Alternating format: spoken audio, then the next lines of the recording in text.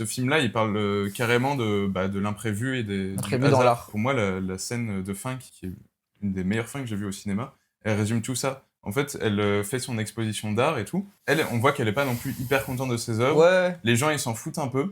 ils sont pas forcément hypocrites, ils sont juste en mode. Ouais, c'est oui, ça, mais- ils viennent pour lui faire plaisir, mais enfin tout le monde les regarde Ouais. genre 10 secondes. Mais pour moi, le truc qui m'a fait réaliser tout le message du film, en fait, c'était quand le pigeon s'envole devant tout le monde. Et C'est là, ça l'événement. il y a grand silence, tout le monde regarde le pigeon C'est ça, l'œuvre d'art. s'envoler, et au final, ça devient l'œuvre d'art la plus Ouais. intéressante de la pièce. C'est l'erreur qui crée en fait C'est ça. le geste. Et quoi. en fait, c'est l'imprévu qu'elle a voulu rejeter au début et qu'elle a toujours rejeté dans le film. C'est par exemple quand une statuette se fait cramer, elle rejette complètement ça, elle se dit je vais la jeter. Elle a pensé toute son œuvre et tout, et elle veut pas qu'il y ait le hasard de la vie C'est ça. qui imprègne ses œuvres. Et au final, en fait, son œuvre la plus marquante, ça reste le pigeon.